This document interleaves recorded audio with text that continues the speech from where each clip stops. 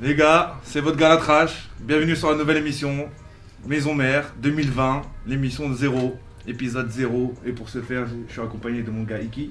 Bonjour à tous, bienvenue sur l'émission. J'espère que vous allez prendre le rendez-vous avec cette petite équipe de tarés qu'on a commencé à réunir. Aujourd'hui, on est content, on va recevoir l'épisode 0, frérot. On est obligé de recevoir à la base Monsieur Mams Siafa. Comment tu vas-tu? Ça va, je vais bien. Moi, je dis tout de suite que moi, je suis pas taré. Ok. Pourquoi on est taré, nous? Je sais pas, c'est vous qui l'avez dit. Hein, moi. Oh non, ça va, tranquille. Ça va sinon? Ça va, tranquille, et toi, la tâche? Le trajet, ça va? Écoute, ça a été, hein, ligne 2, t'as vu, tu connais, au calme. Ah bah, ça va. On t'a invité aussi parce que faut rentrer dans le vif du sujet et surtout on t'a invité parce que t'es la base, c'est grâce à toi, il faut le dire à tout le monde, c'est grâce à toi que l'émission à peu près s'est faite, tu vois. J'ai envie de dire tout simplement, c'est grâce à nous tous, t'as vu? Ouais, tu connais, mais... On a des passifs. Moi, à partir du moment où il y a des petits refs qui sont là, qui sont motivés, qui font des trucs, ça veut dire on se doit d'être là. Ouais. Parce que les discours des grands, des tchécards qui disent ouais, nanani, nanana, nanani, nanana. Non, mais avec des actes. Merci. Les petits peu, ils jugent que sur les actes, c'est tout. Et merci, sincèrement, vous êtes trop merci. Merci infiniment. Merci à vous pour l'invitation. Ça touche, édition 0, on est là, au calme. L'épisode 0. Bah écoute, moi du coup, quand j'ai vu que tu étais sur les des invités, j'ai pu m'intéresser un petit peu à ton association. C'est aussi pour ça qu'on t'a fait venir. Donc si je me trompe pas, c'est Esprit d'Ébène. C'est ça, ouais, Esprit d'Ébène. Ok, fondé en 1998. Ah, t'as bien suivi tes fiches, toi. J'essaye. On fait ce qu'on peut. Dis-moi, donc du coup, ça s'est passé comment un petit peu? J'ai envie de te laisser la parole et de te laisser un petit peu la chance de nous faire la présentation. Pourquoi tu l'as fait en fait? De ton asso. Ouais, t'as vu, Esprit d'Ébène, c'est parti d'un constat super simple. Moi, j'ai grandi dans le quartier, j'ai fait toutes mes classes dans le quartier. Saint-Luc, Richomme, Clémenceau. Après, je suis parti en province. Et quand je suis revenu dans le quartier, j'ai vu qu'il y avait du changement, mais pas tant que ça par rapport à ce que j'avais vu. Donc j'avais un autre regard, j'avais un regard de l'extérieur. Et très vite, après j'ai fait Edgar Quinet. Très vite, on a été confronté à la question des stages, la question de l'emploi, tout ça. Et nous, on cherchait des stages, on n'arrivait pas à trouver. C'était la galère, c'était la zermie. Et là, on s'est dit, il faut qu'on fasse quelque chose parce que les stages, c'est vrai, on était contents, on les faisait dans le quartier, chez l'épicier, chez les boulangers, mais ça servait à rien en vérité. Tu vois, c'était des stages de gestion de galère, on n'apprenait rien. C'est ça. Donc, pour notre cursus, ça servait à rien du tout. Donc on s'est dit, on va créer une association qui va faire le lien entre la mairie, entre les entreprises privées et autres. Et avec ça, on va justement pouvoir mettre en place des choses pour qu'on puisse avoir des vrais stages de qualité. Et très vite, la nature a repris le dessus. En gros, moi, c'était le Peura. Ouais. C'était le hip-hop. C'était organiser des festivals. C'était organiser des gros concerts. Et la même année, 98, on se retrouve à organiser l'édition parisienne de la Coupe du Monde des banlieues. Ah ouais. Ok, ouais. En plus, du coup, 98, année un petit peu propice au football, j'ai envie de te dire. Il y a eu un gros engouement à ce moment-là quand on a gagné la coupe. Je pense qu'on est tous tombés dedans. Donc je pense que vous avez dû surfer sur un bon truc. Qu'est-ce qui s'est passé du coup alors? Nous, c'était en amont, t'as vu. Donc au départ, on a galéré, mais de ouf. Parce que je voulais faire un truc inédit si jamais fait dans le 18. Au départ, je voulais le faire à Besbar, mais on n'a pas eu les autorisations. Donc finalement, on s'est déporté, on va dire, entre guillemets, à Port-de-la-Chapelle, au stade des Fillettes. Et là, il fallait réunir la crème du hip-hop de cette époque-là. Je sais qu'il y en a beaucoup d'entre vous qui ne connaissent pas les groupes. C'est quelle année? En 98, Driver, si, ouais, quand même. Escadrille, Quand même. Au Diams, vous connaissez, c'est sûr. La Clica, il y avait quoi, Sage-Po, etc. Voilà, en tout cas, il y avait que du lourd. En tout cas, il y avait la brigade qui était composée de pas mal de mecs du quartier à l'ancienne. Et donc voilà, ça a été notre premier gros événement, le plus gros concert qu'on a fait. Et là, franchement, poto, ça a mis le pied à l'étrier. Et à partir de là, moi j'ai continué à faire la programmation et à participer notamment à la fête de la Goutte d'Or, parce que c'est moi qui présentais à l'ancienne. Et là, on a eu que des groupes. De quelle année à quelle année? Des tueurs à gages. Sans indiscrétion. Et j'ai fait de La Goutte d'Or, j'ai fait de 80. En vérité, j'ai commencé en 96, fête de la Goutte d'Or. Ok. De 96 jusqu'à. Allez, on va dire début 2000. D'accord. Début 2000, 2002, 2003, t'as vu? Parce qu'après, je me suis redéporté quelque part d'autre. Mais tu t'es arrêté à quel artiste? Ah, plutôt, j'ai fait. C'est pour ça qu'on t'a invité aussi. Mais la mafia qu'un La prix. ville, ma mère. À Vesbar. Il a fait le plus important. J'ai envie de vous interrompre une seconde. Là. 113, Rof, il y avait tout le monde. Rof, Ils étaient là au complet. C'est ça, au complet. C'était au square. Tous les noms qu'il a cités, je sais pas trop qui va nous regarder, mais s'il y a des jeunes là qui, j'ai remarqué que vous faites pas vos devoirs d'histoire dans le rap, il y a plein de choses que vous connaissez pas. Chacun des noms qu'il a cités là, il n'y a rien à jeter. Allez vraiment rechercher ça. Voilà, là il pleut en ce moment, on peut pas trop faire du foot au quartier, donc vous tapez un petit coup de Google et puis vous allez chercher tapez Mafia qu'un free, Street Live, Mafia qu'un Goutte free, d'Or, etc. la Je trouve direct sur YouTube. Faites vos devoirs. Et c'est cet homme-là qui a ramené parce que nous, il y avait la clinique, ils étaient à l'ancienne à Port-de-la-Chapelle, ils rappaient avec Doc Gynéco, tout ça, etc. C'était les types à Bruno. Ça aussi, ça fait du buzz à ce moment. Bah, on vous parle là de gens qui ont tracé des routes dans le hip-hop que maintenant les artistes suivent. Il y a moins de difficultés aujourd'hui à se produire. Avant, il fallait aller à la FNAC. À la FNAC, si tu n'avais pas fait la tournée de 14-15 grosses scènes françaises avec ta tête, ton nom sur l'affiche, c'était impossible d'avoir ton CD à la FNAC. Il fallait pas faire... Et encore plus, c'était pas parisien. C'était pas... voilà, alors il y a beaucoup de mérite à faire voilà, des gros clips avec des grosses vues quand les concepts sont bien filmés, parce qu'à l'époque, on n'avait pas les mêmes moyens. Mais à l'époque, il fallait se déplacer physiquement dans les villes, aller ambiancer les gens, faire parler un petit peu de soi. Et ouais, quand on revenait à la FNAC avec son CD, là, il nous disait, ouais, effectivement, on a entendu parler de toi ou de toi. Et à ce moment-là, on pouvait passer.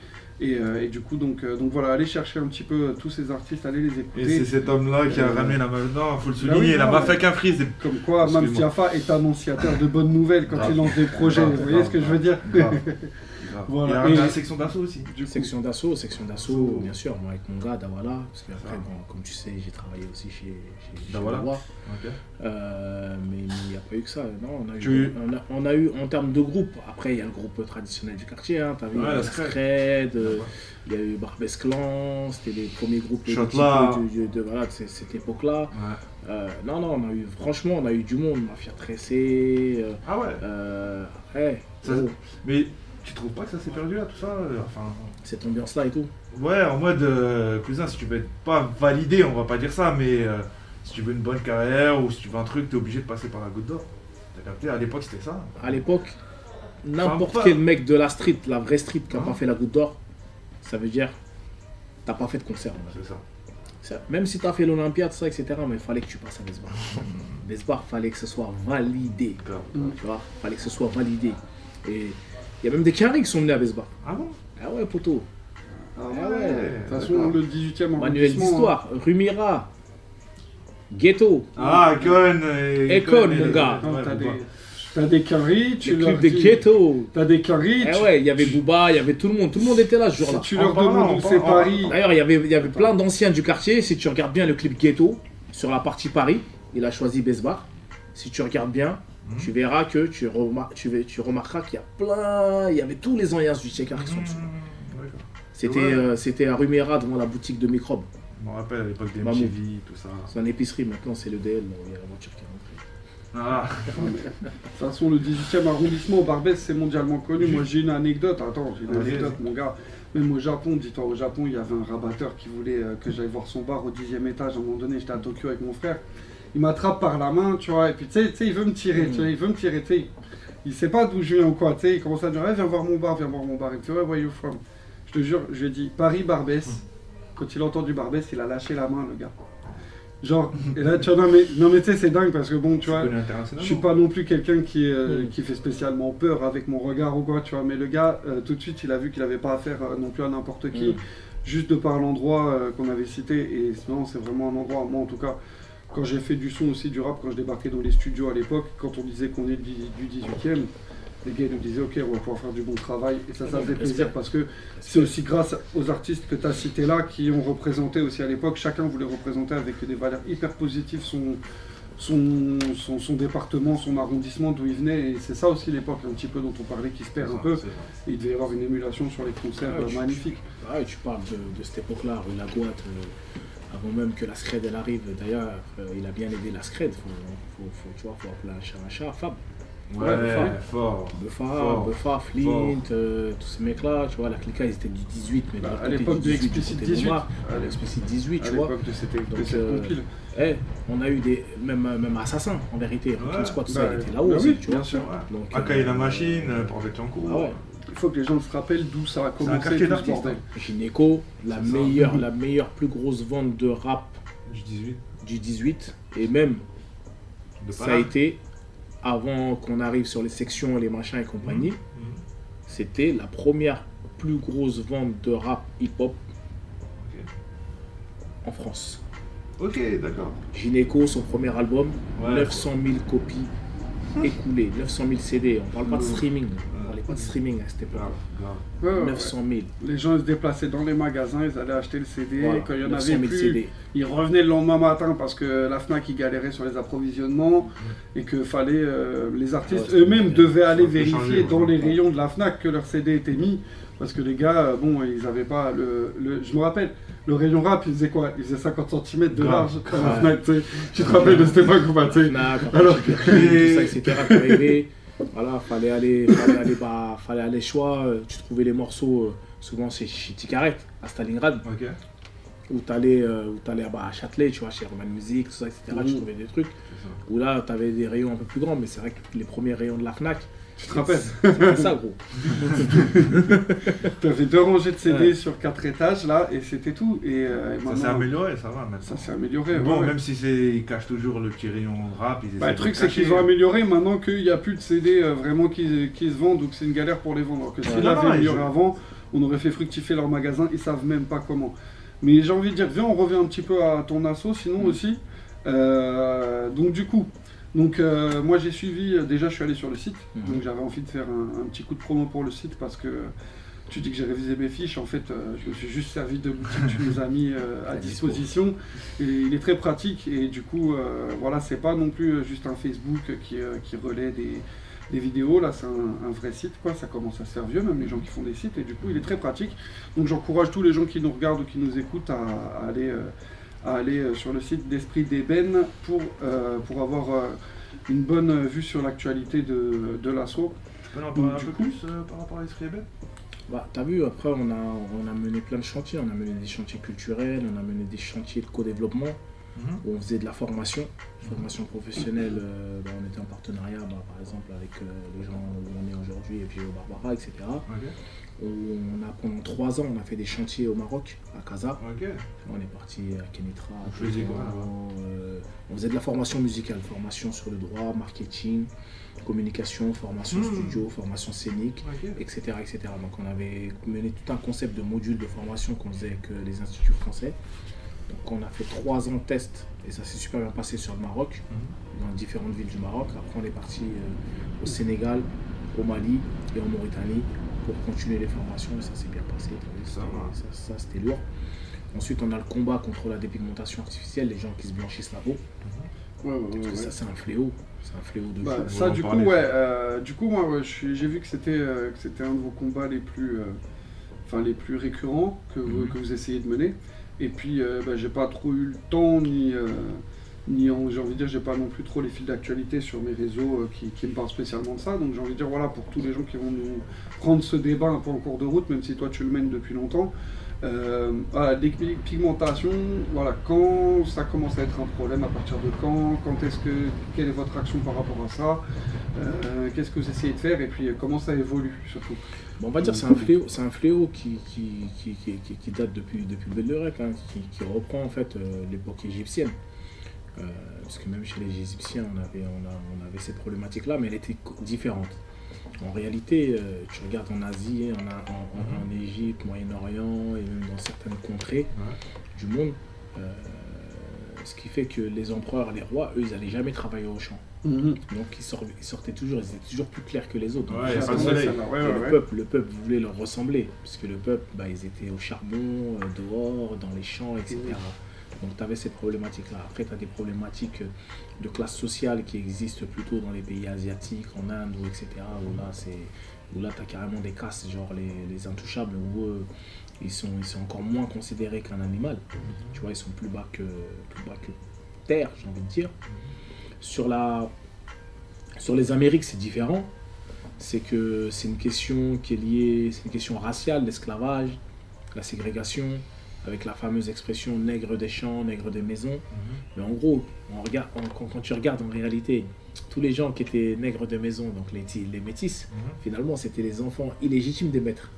C'était les enfants issus des viols, issus des relations extra. Au bout de quelques années, il devait y avoir un petit peu même des familles de. Voilà, donc il y a eu un peu de métissage, ou mulâtre quand c'est un peu plus bas dans les îles, etc. Et après, tu as l'Afrique, qui finalement est de loin derrière l'Asie, les Amériques. On a l'impression qu'ici, quand on est en France, que c'est l'Afrique le plus touché, mais pas du tout. L'Afrique, ça représente, en gros, l'Asie, c'est entre 65 et 70%. Sur les Amériques, tu entre 15 et 20. Et le reste, 5% sur l'Afrique. Mais ils font comment, l'Afrique, ça représente rien du tout. Et l'Afrique, c'est surtout sur une problématique d'idées reçues. Où tu as vu les espèces de trucs où on te dit ouais, si t'es clair, tu as plus de chances de te marier. Ou si t'es clair, tu vas apporter la chance dans la famille. Tu vois, les trucs mythos un peu. Tu vois. Juste, pour l'Asie, comment ils font? Pour cette terre d'impôt? Bah, ils utilisent tous les produits. C'est les mêmes. D'ailleurs, c'est eux qui refourguent après les autres produits. Choco, tout ça. Mais les Coréens, même en machin, c'est par intraveineuse aujourd'hui avec le glutathion, c'est des crèmes, c'est au laser pour ceux qui ont les moyens. Donc c'est une dinguerie, ça va super loin le truc. C'est l'eau de Javel, c'est. Ça, je crois que j'ai vu une meuf avec les pieds, tu vois, ça, c'est une dinguerie ce fléau. Ce fléau, c'est une dinguerie. Alors, du coup, plus localement en France ou même à Paris, du coup, comment ça va toucher les gens? Tu me disais, il y a plusieurs raisons. D'après ce que j'ai compris, du coup, c'est pas systématiquement pour chercher à aller vers le blanc, mais ça peut être simplement aller vers le plus clair, comme on disait. Voilà, il y avait des Renois qui étaient dans les maisons, donc il y avait des privilèges, donc ils étaient un peu moins bronzés. Mais le but, c'est pas forcément de chercher à se blanchir ou quoi. Mais alors, du coup, sur Paris, j'imagine que ça doit toucher des gens. Déjà, quelles personnes Sur Paris, c'est vrai qu'essentiellement, les gens qui sont concernés, c'est l'Afrique subsaharienne dans un premier temps. Nous, ce qu'on a fait, l'action qu'on a menée, c'est il y a 3 ans, on a lancé une grosse campagne dans le métro. Mais on a lancé une campagne où on parlait de toutes les communautés qui touchaient à la dépigmentation. C'est-à-dire qu'on n'a pas voulu stigmatiser. Non, c'est très bien. Au départ, toutes les campagnes auparavant, c'était on montrait que les Renois, entre guillemets, d'Afrique qui se blanchissent, mais en fait,